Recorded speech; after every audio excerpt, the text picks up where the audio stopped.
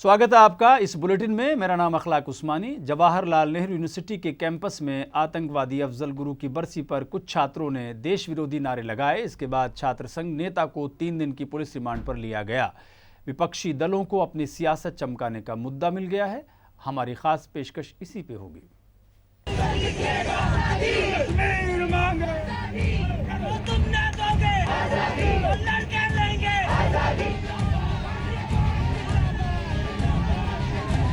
कितने अफजल मारोगे? 9 फरवरी को हुई जेएनयू में देश विरोधी नारेबाजी के बाद से ही राजनीति गर्मा गई है।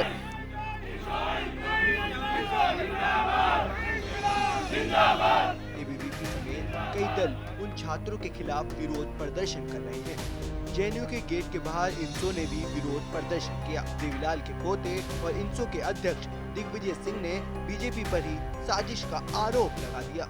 जनता पार्टी भी इसके खिलाफ ही है और आप उसके खिलाफ नहीं है। वही लोग हैं जो अंदर नारे लगवा रहे हैं, वही लोग हैं जो सड़कों पर आज गाय कटवा कर फेंक रहे हैं, वही लोग हैं जो हिंदू और मुसलमान के बीच में डिवाइड पैदा कर रहे हैं। इस देश की एकता और अखंडता को तोड़ने का काम कर रहे हैं। वहीं जेएनयू के प्रोफेसरों ने जेएनयू के वीसी से बात की। प्रोफेसरों ने मांग की कि पुलिस को कैंप से जल्द हटा दिया जाए और जिन छात्रों को गिरफ्तार किया है उन्हें वापस किया जाए। वहीं प्रोफेसरों का कहना है कि बीजेपी रोहित वेमुला की आत्महत्या के मामले को छिपाना चाह रही है। जो कुछ भी हुआ उस मामले को लेकर पहली बात एक इंक्वायरी कमेटी यूनिवर्सिटी ने बिठाया है, हाई लेवल इंक्वायरी कमेटी। तब तक पुलिस का कैंपस में आने की कोई जरूरत नहीं है। इसमें प्रॉब्लम यह है कि बीजेपी फंस गई थी रोहित के केस में and they wanted to come out of that, they wanted to protect, और ये उन्होंने बिल्कुल मैन्युफैक्चर किया है। जेएनयू के ज्वाइंट सेक्रेटरी सौरभ शर्मा ने उन प्रोफेसरों पर ही उंगली उठा दी। साथ ही कहा कि उन छात्रों के साथ साथ प्रोफेसरों को भी जेएनयू से हटा देना चाहिए। बड़ी शर्म की बात है कि जो लोग नारा लगा रहे थे, जो लोग भारत के देश को तोड़ने की बात कर रहे थे, जो कश्मीर को अलग करने की बात कर रहे थे, उनके पीछे ये प्रोफेसर खड़े हैं। मैं इनसे दरख्वास्त करूँगा कि ये अपनी सबसे पहले अपना प्रोफेसर गिरी यहाँ से छोड़ दे। अगर इनको ये चाहते हैं देश अलग हो तो इनको भी शायद इस जेल के पीछे होना चाहिए था। अफजल गुरु की बरसी के दिन जेएनयू में हुए कल्चरल प्रोग्राम ने राजनीतिक रूप ले लिया है। एबीवीपी का कहना है कि जिन जिन लोगों ने उस कल्चरल प्रोग्राम में भाग लिया और पाकिस्तान जिंदाबाद के नारे लगाए, उनके खिलाफ सख्त से सख्त कार्रवाई होनी चाहिए। वहीं लेफ्ट का कहना है कि इस पूरे मामले की जांच होनी चाहिए। अब देखना होगा कि जेएनयू का माहौल फिर से कब शांत हो पाता है। कैमरा पर्सन राजू चौहान के साथ मैं Abbas Naqvi, A to Z news, Delhi.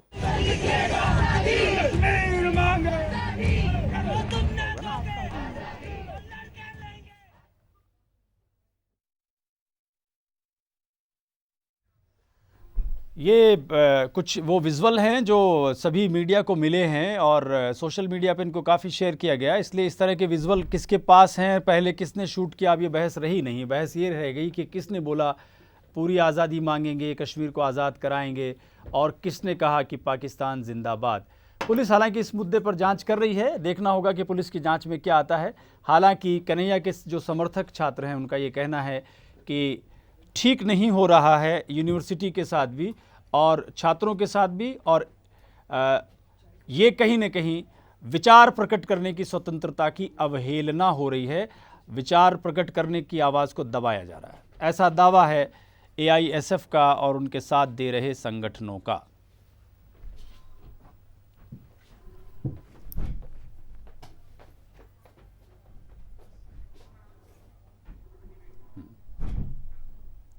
ममता काला साहिबा हैं, आप भारतीय जनता पार्टी को रिप्रेजेंट करती हैं, स्टूडियो में हमारे साथ बहस के लिए पधारी हैं। बहुत शुक्रिया आपका ममता जी।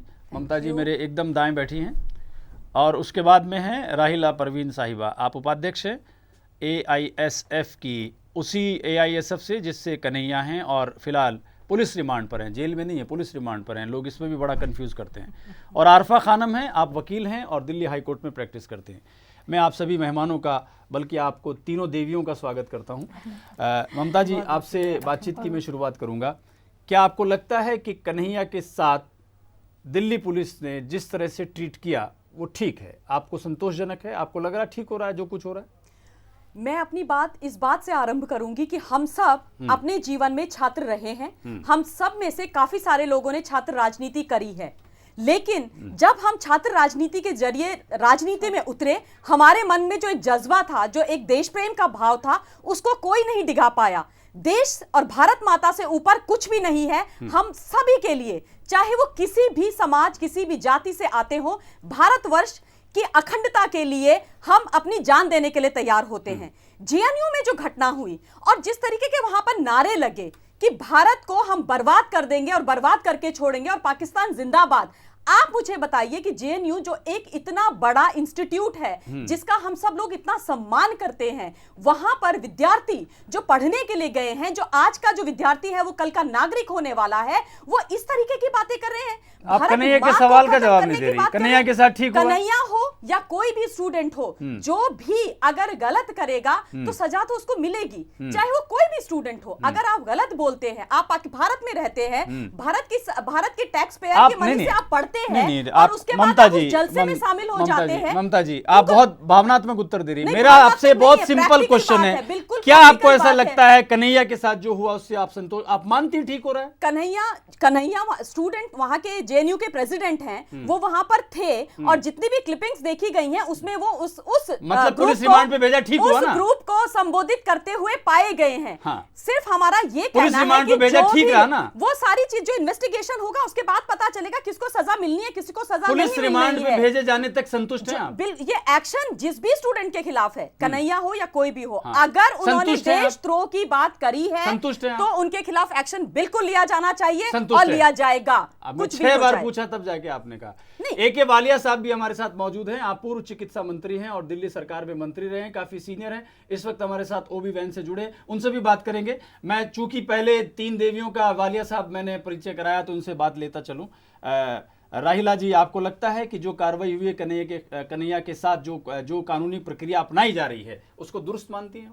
जी बिल्कुल नहीं, बल्कि मैं तो कड़े शब्दों में इस गिरफ्तारी का जो गिरफ्तारी पूरी तरह से शर्मनाक है, अलोकतांत्रिक है, हमारे देश पे एक काला धब्बा है। मैं उसके कड़े शब्दों में अपने संगठन AISF all India student federation की तरफ से निंदा करती हूं। पाकिस्तान जिंदाबाद के नारा जिन लोगों ने लगाया, जिन लोगों ने एंटी नेशनल एक्टिविटीज में शामिल थे, कौन थे? जो भी थे, उनकी पहचान AISF के लोग उसमें नहीं थे, कहीं से कोई प्रूफ नहीं है। ये तो हर कोई कहेगा जो फंस जाता है। तो मैं तो कानूनी प्रक्रिया में विश्वास रखने वाली हूँ। हमारा संगठन पूरे संविधान और कानूनी प्रक्रिया में विश्वास रखता है और इसीलिए हम उस सारे फुटेज का, वो जो भी प्रूफ सरकार के पास है, पुलिस के पास है, मैं चाहती हूँ कि पूरे सबूतों का फॉरेंसिक जांच हो, क्योंकि वीडियो में किसी की भी आवाज डाली जा सकती है, किसी भी तरह से उसके साथ छेड़खानी की जा सकती है। इसका बेजाफ्ता फॉरेंसिक जांच हो और उसके बाद अगर कन्हैया गिल्टी है तो उसको दोषी भी हो और उस प्रूफ को पब्लिक किया जाए, ताकि हम सब, पूरा देश जान सके कि उसमें क्या था। दूसरी बात, जिन लोगों ने भी पाकिस्तान के नारे लगाए हैं, जिन लोगों ने भी वहाँ पे एंटी नेशनल एक्टिविटीज में पार्ट बने हैं, जिन लोगों ने उनके हिस्सा थे, मैं पहले तो साफ कर दूं कि AISF उसका कहीं से भी हिस्सा नहीं था। वो कुछ इंडिविजुअल्स ने किया, उसके बावजूद भी उन पे कड़ी कार्रवाई होनी चाहिए, बेजाफ्ता जांच चलनी चाहिए। जेएनयू प्रशासन उसमें हस्तक्षेप करे, जांच हो और अगर वो उसमें दोषी पाए जाते हैं तो शब्दों में उन पे आपने तो एक नया एंगल दे दिया। आप तो ये कह रही हैं कि उसमें पैराडबिंग हुई है। अभी एक नया वीडियो आया है, मैं चाहूंगी कि जो पूरे सोशल मीडिया पे वायरल हो रहा है, सारे मीडिया उसको निष्पक्षता के साथ उस वीडियो को दिखाए। उसमें ये पाया गया है कि पाकिस्तान जिंदाबाद के जो लोग नारा लगा रहे हैं वो लोग ABVP के हैं। मैं मानती हूँ ममता जी, इस बयान को याद रखिएगा, मैं इस बयान पे लौट के आऊंगा। नहीं, अभी नहीं, पहले तो सबसे ले लें। लेकिन उसके बावजूद भी मैं पूरी तरह से इस बात का डिमांड करती हूँ, मांग करती हूँ सरकार से, न्यायिक व्यवस्था में जो लोग हैं उनसे और पुलिस से, ये सारे। पुलिस पे विश्वास है आपको? अभी आप बोल देंगे कि पुलिस गृह मंत्रालय की। मुझे अपने देश के हर उस न्यायिक प्रक्रिया पे पूर्ण विश्वास है जो इस देश को चला रहा है। आरफा जी, आपका किसी पार्टी से कोई लिंक है? देखिए, मैं किसी पार्टी से लिंक नहीं रखती हूँ, लेकिन वकीलों का आमतौर पे होता है। जी बिल्कुल, आपकी बात सही है, वकीलों का आमतौर पर होता है, बट एक तरीके से मैं कहना चाहूँगी कि हम एक आम नागरिक हैं और मैं ज़रूरी नहीं है कि एक वकील के नाते आपको क्या लगता है कि कन्हैया के साथ जो ट्रीटमेंट फिलहाल हो रहा है उसको आप ठीक मानती हैं, संतुष्ट हैं? जी बिल्कुल, मैं इसको ठीक मानती हूँ। हम लोग भारत में रहते हैं और भारत में रहने के नाते हम जिस थाली में खाएं उस थाली में छेद नहीं कर सकते। राहिला जी का कहना है कि कन्हैया ने सब किया ही नहीं। नहीं। अब आप क्या मानती है, अब यहाँ कन्हैया दोषी है या विक्टिम है? नहीं नहीं, बिल्कुल दोषी है। और अगर दोषी ना होता तो बिल्कुल उसके साथ वो जिस तरीके की उसके साथ व्यवहार हो रहा है, या अगर ये पाया गया बाद में कि कन्हैया मासूम था जी, तो इसके ऊपर पुलिस पे क्या कार्रवाई हो सकती है? नहीं, बिल्कुल पुलिस पे कार्यवाही की जाएगी। सिस्टम है और कॉन्स्टिट्यूशन है देश में, ऐसा नहीं है, सब चीजें हैं। जैसा भी होगा, अगर वो विक्टिम पाया जाता है या वो दोषी पाया जाता है या वो दोषी नहीं है, ये तो बात की बातें हैं। एक वालिया साहब से पूछेंगे। वालिया साहब, सबसे पहले मेरे दो सवाल हैं, मैं चाहूंगा कि आप बैक टू बैक दोनों का जवाब दें। पहला ये, कन्हैया के साथ में जो पुलिस रिमांड पर भेजा गया है, क्या आप उस कार्रवाई से संतुष्ट है? एक। नंबर दो, राहुल गांधी आज जेएनयू कैंपस क्यों गए थे जबकि वो जानते थे उन्हें काले झंडे दिखाए जा सकते हैं, और ये एबीवीपी यानी भारतीय जनता पार्टी ने किया?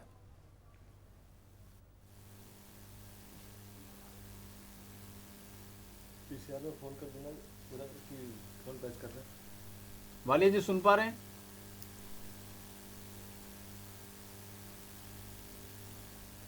लग रहा उनको तक हमारी आवाज नहीं पहुंच रही है। मैं राहिला जी, आपने जो बयान दिया था, मैं चाहता हूं कि ममता जी उसके ऊपर अपना टेक दें। जी बताइए।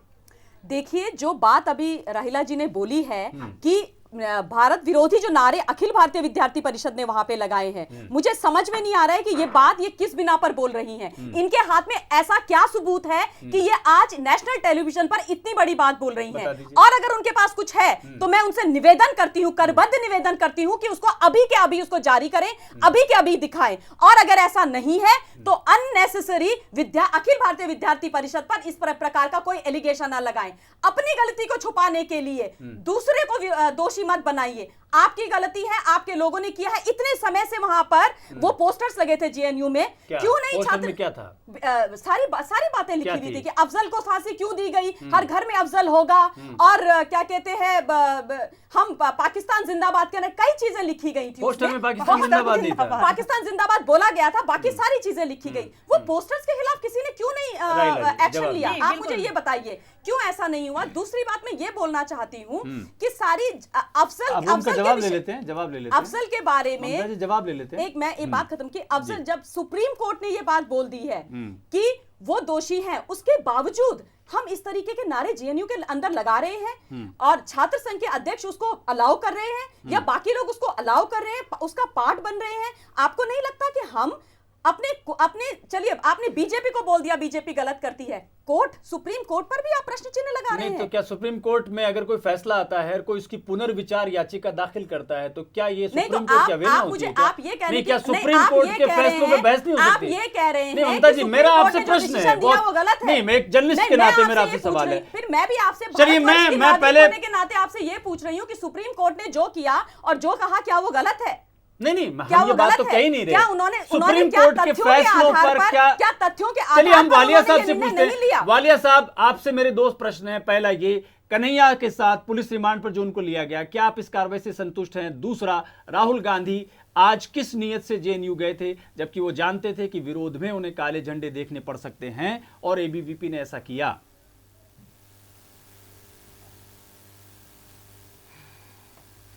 पुलिस जो है कन्हैया के बारे में पूरी जांच पड़ताल कर रही है और एक्शन ले रही है। जो भी व्यक्ति भारत सरकार के खिलाफ बोलता है उसके खिलाफ सख्त से सख्त कार्रवाई की जानी चाहिए। भारत सरकार या भारत सर? भारत सरकार पर ही भारत देश के लिए मिल रही है। जी। तो आपको लगता है राहुल जी वहां गए थे तो राहुल जी भारत सरकार के खिलाफ गए थे या भारत की अस्मिता बचाने के लिए गए थे? देखिए, भारत जो है हमारा अपना देश, इसके खिलाफ अगर जो कोई कार्रवाई करता है, कोई बोलता है और देशद्रोह का काम करता है, उसके खिलाफ सख्त से सख्त कार्रवाई होनी चाहिए। कांग्रेस, आपको नहीं लगता वालिया साहब अभी तक अपना स्टैंड क्लियर नहीं कर पाई है?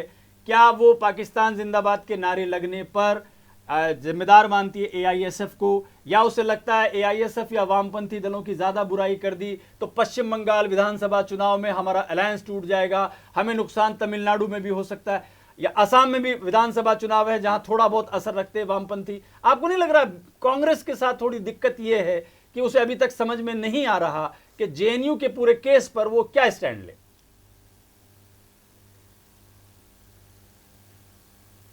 हमारे सीनियर लीडर्स ऑलरेडी इसके बारे में स्टेटमेंट दे चुके हैं। मैं ये समझता हूँ कि मेरा इस बारे में इंटरवेंशन की ज़रूरत नहीं है। सवाल टाल गए आप, लेकिन आप वामपंथी वाला सवाल गोल कर गए आप चाहते तो कह सकते थे कि हाँ भाई पश्चिम बंगाल में चुनाव है, हमारी बात चल रही है वामपंथियों से, ममता को हम अकेले हरा नहीं सकते, इसलिए ठीक है जो हो रहा है चुप रहिए, अभी सब देखते हैं बाद में।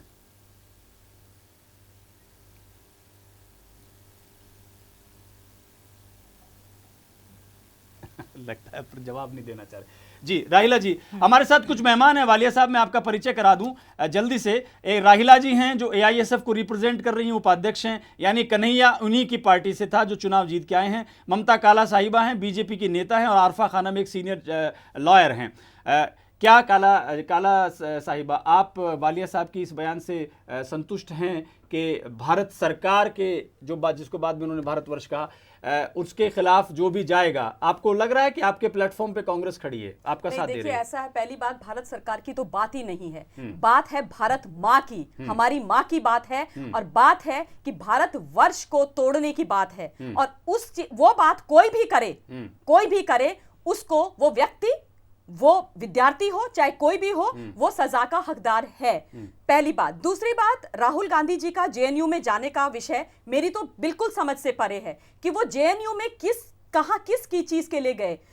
आज राहुल गांधी और कांग्रेस पार्टी उन लोगों के साथ खड़ी होना चाहती है जो भारत वर्ष को तोड़ने की बात करते हैं, और ये कहते हैं कि पाकिस्तान जिंदाबाद है। आपने पूरा सारी फुटेज इतने टाइम से चल रही है, हम सारे लोग देख रहे हैं। राहुल जी वहां गए, राहुल जी ने, मैंने राहुल जी का बयान सुना, मैंने राहुल जी का बयान, मैंने उनका पूरा भाषण सुना, और उन्होंने ये बात बोली कि जो लोग इनको सजा देते हैं वो एंटी नेशनल है, यानी कि भारत वर्ष को तोड़ने की जो बात करते हैं और पाकिस्तान जिंदाबाद की जो बात करते हैं, उन लोगों को अगर सजा भारत वर्ष की धरती पर दी जाएगी तो वो लोग एंटी नेशनल हैं। मैं उनसे ये बात पूछना चाहती हूं माननीय राहुल गांधी जी से कि 77 में जब आंदोलन हुआ था तो छात्रों को कुचला गया था और अच्छी तरह से कुचला गया था, तो क्या आज उन्होंने जेएनयू में खड़े होकर अपनी दादी को राष्ट्र विरोधी बोला है, देश विरोधी बोला है? इस प्रश्न का जवाब आप मुझे उनसे चाहिए। स्टेटमेंट में आप खुद ही उलझ जाएंगी, क्योंकि जेएनयू के अध्यक्ष को या तो इमरजेंसी में गिरफ्तार किया गया था या आज किया गया है। आज इमरजेंसी जैसी बात ही नहीं है। आप मुझे ये बताइए क्या हम में से जितने सारे लोग हम यहाँ बैठे हैं, भारतवर्ष के किसी भी विद्यार्थी से आप पूछिए क्या उनको ये बात गवारा है कि कोई भारत माँ को तोड़ने की बात करे? ममता जी, अगर आप मुझे अपने आपकी जी बोलिए जी, औपचारिकता ना निभाएं। पहली बात तो यह है कि आप जो कह रहे हैं कि कन्हैया की गिरफ्तारी सही है, तो मैं तो बस इतनी सी बात कह रही हूँ कि कन्हैया की गिरफ्तारी के पीछे जो कानूनी तथ्यों को आप सामने रख रहे हैं, जिसके आधार पर आप बता रहे हैं कि कन्हैया दोषी है, उसको पब्लिक कीजिए ताकि बाकी लोग पूरा टीवी देख रहा है। राहिला जी आप कैसी बातें कर रही हैं? चैनल पे नहीं, वो जो चल रहा है उसमें क्या है, उसमें सब नहीं आ रहा क्या? पाकिस्तान फुटेज चल रहा है टीवी पे, उसमें कहीं भी ये साबित नहीं हो रहा है कि कन्हैया पाकिस्तान जिंदाबाद का नारा लगा रहे हैं, कन्हैया किसी भी अलगाववादी के साथ खड़े होने का एक छात्र संघ अध्यक्ष होने के नाते उनकी जिम्मेदारी नहीं है कि ऐसा कार्यक्रम हुआ ना हो।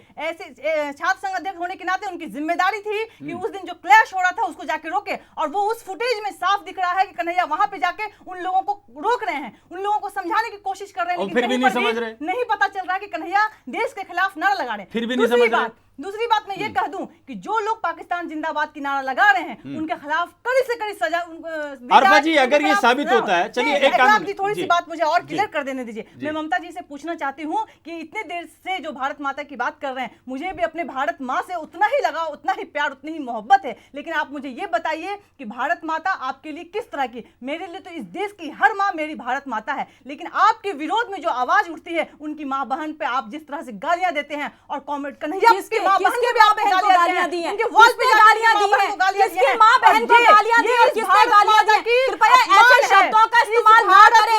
आप लोगों का काम है कि आप भारत वर्ष को खत्म करने में चाहते हैं, भारत की धरती पे आवाज कहते हैं, हम टैक्स पेयर हैं, हमारे पैसों से आप शिक्षा ग्रहण करते हैं, भारत तोड़ने बात करते हैं, पाकिस्तान जिंदाबाद की बात करते हैं। शर्म आनी चाहिए आप लोगों को। स्टूडेंट्स के नाम पर धब्बा है आप लोग। ममता जी, आप पहले अगर आप बात कोई भी जाति है, की बात नहीं करता है, लेकिन ममता जी धीमे नाम पर दफा ममता है। जी, ममता जी। आपको शर्म आना राहिला, चाहिए राहिला। कि आप अपने आप को ममता विद्यार्थी जी, बोलते प्लीज, हैं। प्लीज, ममता आप जी। जेएनयू के इंस्टीट्यूट में पढ़ करके, ममता जी, जेएनयू ममता जी। इंस्टीट्यूट में बैठ करके ममता जी। आप इस तरीके की बातें करेंगे और आप सोचेंगे कि इस बात को सुना जाए। ममता जी, भारतवर्ष ममता का जी। कोई आप- भी आप गुस्से में ना भारतवर्ष आए। का कोई भी गुस्से नागरिक में जो ना आए। सच्चा नागरिक है जी। वो अपनी भारत माँ का विरोध कभी नहीं सहेगा। आप आप क्या कह रहे हैं कहना जंग चाहते जारी हैं रहेगी जब कि तक भारत ABVP नहीं देशभक्त टूटेगा। है, बाकी पूरी आप दुनिया ये कह पूरा रहे देश हैं, राष्ट्र आप ये विद्रोही कह है। रहे हैं कि तो आप मुझे एक वो बात लोग का जवाब दे वो दीजिए, लोग अगर आप देशभक्त शांत हैं, हो तो हम वो एक लोग बात आपसे देशभक्त पूछ लें। हैं, वो लोग देशभक्त हैं जो कह रहे हैं पाकिस्तान जिंदाबाद। ममता जी, वो ममता लोग- जी, वो लोग ममता अच्छे जी, हैं। ममता जी,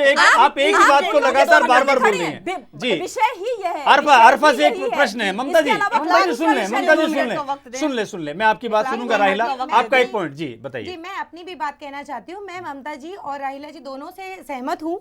कहीं ना कहीं जो ममता जी कह रही हैं कि कन्हैया लाल विक्टिम है, चाहे राहिला जी कह रही हैं कि वो दोषी नहीं है। वो देश में कॉन्स्टिट्यूशन है और कॉन्स्टिट्यूशन होने के नाते ऐसा नहीं होता, न्याय होता है। फिर चाहे हाई कोर्ट हो चाहे सुप्रीम कोर्ट हो, आप कहीं भी जाइए, आप चाहे हाई कोर्ट की बात करते हैं चाहे सुप्रीम कोर्ट की बात करते हैं, ठीक है, हमारे देश में कॉन्स्टिट्यूशन है। और अगर वो दोषी पाया जाता है या दोषी नहीं पाया जाता, अगर दोषी पाया जाता तब भी हमारे देश में कॉन्स्टिट्यूशन है, और अगर दोषी नहीं पाया जाता उसके लिए भी है। तो अरफा जी, एक मेरा सवाल है। जी। आप बहुत बढ़िया, आप लॉयर हैं जी। इस सवाल का जवाब दीजिए कि अगर ये साबित होता है कि किसी व्यक्ति ने पाकिस्तान जिंदाबाद कहा, जी, इस पे क्या सजा होती है? देखिए ऐसे तो ना बहुत कुछ हुआ है। मैंने अभी हाल ही में सोशल मीडिया में देखा कि हमारे नेशनल फ्लैग को कुछ लोगों ने बहुत बुरी हालत में, बहुत बुरी तरह का, बहुत लोग सोशल मीडिया में बहुत सारी बातें होती हैं, लेकिन उसके लिए हम कुछ नहीं करते। आज इतना कोहराम मचा हुआ है, लोग ठीक है। इमरजेंसी की बात कर रहे आप हैं। वकील के तौर पे नहीं, बताएं। लोग आप राजनीति में तो है नहीं, बिल्कुल हालांकि मैं आपका राजनीति में भविष्य नहीं बहुत हूं। उज्जवल है जिस तरह से आप बोल रही हैं। जी। लेकिन मेरा आपसे फिर भी सवाल है, अगर कोई व्यक्ति ये कह देता है, मान लीजिए किसी ने किसी से गलती हो जाती है, उसने देखिए, बोल ये दिया- तो शक के नहीं, बिहाफ- उसने बोल बिहाफ दिया पर है। पाकिस्तान जिंदाबाद, जी। इस पे क्या सजा हो सकती है? देखिए पाकिस्तान जिंदाबाद, ऐसे तो पाकिस्तान में भी हिंदुस्तान जिंदाबाद के नारे लगे हैं। वहां पर मैंने अभी कुछ हाल फिलहाल में आप आदर्श उत्तर न दें, आप कानूनी उत्तर दें।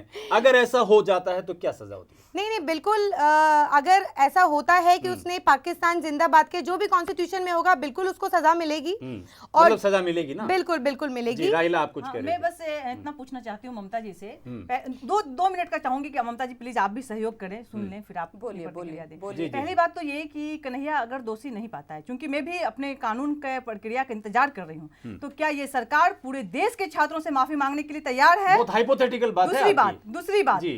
कि देशद्रोह का किस तरह का आपका तकाजा है? आप एक तरफ कन्हैया को तो देशद्रोही में गिरफ्तार कर लिए हैं, दूसरी बात आप ये बताइए कि इसी देश में पिछले महीना 26 जनवरी को हिंदू महासभा 26 जनवरी को काला दिवस बोलती है। काला दिवस कहने का मतलब 26 जनवरी जिस दिन हमारे देश में संविधान लागू हुआ था, इसका मतलब है कि आप संविधान से मुंह फेर रहे हैं, संविधान को काला बता रहे हैं। नहीं, एकदम ताल्लुक है, नहीं भी है तो उन पे केस देशद्रोह का मुकदमा क्यों नहीं चला? दूसरी बात, इसी देश में ठीक है, तीसरी बात, इसी देश में हमारे राष्ट्रपिता गांधी जी की हत्या नाथूराम गोडसे के द्वारा की जाती है। और नाथूराम गोडसे को, मेरे पास एक फोटो है, आप दिखाना चाहे तो जूम करके दिखा दें, जिसमें कि यही देशभक्त कहने वाले लोग उनकी पूजा कर रहे हैं, बलिदान दिवस मना रहे हैं, तो उन पे देशद्रोह का मुकदमा क्यों नहीं चल रहा है? और प्लीज आप जेएनयू को देशद्रोही मत कहें, अभी तक ऐसा कोई भी प्रूफ साबित नहीं हुआ कानून के तहत अदालत में कुछ भी प्रूफ नहीं हुआ है, इसलिए पूरे जेएनयू को मलायन करने की बहस न करें। जेएनयू की स्वायत्तता पे जो आप हमला कर रहे हैं, उस हमला को बंद कीजिए। पहली बात मैं ये बताना चाहती हूँ कि जवाहरलाल नेहरू यूनिवर्सिटी को किसी ने देशद्रोही नहीं कहा, क्योंकि यूनिवर्सिटी ईंट पत्थर की बनी हुई है। ईंट पत्थर, जो जेएनयू एक यूनिवर्सिटी है, यूनिवर्सिटी को वहां के स्टूडेंट्स चलाते हैं। जो स्टूडेंट्स वहां पर पढ़ रहे हैं, अगर वो देशद्रोही विरोध, देश के विरोध में काम करते हैं और देशद्रोही चीजों में शामिल होते हैं, तो डेफिनेटली उनके बारे में बात की जाएगी। इस बात पे अगर किसी को बुरा लगता है तो ये गलत है। पहली बात।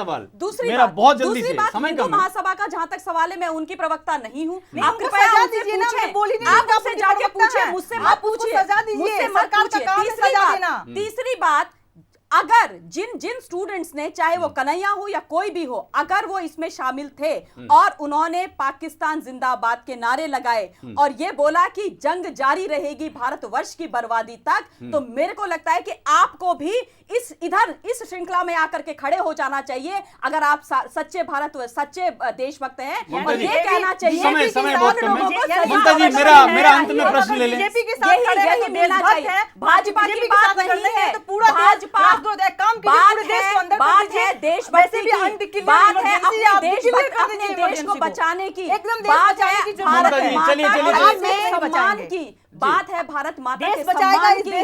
आप देश को बचाइए प्लीज, आगे आइए। एक बात मैं पूछना चाहती हूँ, ममता जी थोड़ा समय नहीं, मैं बिल्कुल मैं एक बात पूछना चाहती हूँ कि 3 साल पहले ये अफजल गुरु की बात करते हैं ना, 3 साल पहले उसको फांसी हुई, लेकिन ये 2 साल से मामला नहीं उछला, अचानक तीसरे साल में ये कैसे आ गया? तो यही सबके लोगों पे आरोप है ना। नहीं, बिल्कुल लोग हैं, उनको पहले प्रूफ कीजिए। मैं पहले क्लियर कर दूं कि ऐसे लोगों का किसी तरह से कोई संबंध इस तरह के। चलिए, मेरा ममता जी अंतिम सवाल, बहुत बहुत शुक्रिया। आप जाइए, उनको आप सभी का ममता जी बहुत संक्षेप में, मेरा एक बहुत संक्षेप में उत्तर दीजिएगा, समय बहुत कम है। मेरे को बुलेटिन वाले प्रोड्यूसर बोल रहे हैं बार बार समाप्त कीजिए, पर मेरा बड़ा लालच है कि मैं इसको जारी रखूं। आपको नहीं लगता है कि केंद्र सरकार को युवाओं से डील करना नहीं आ रहा?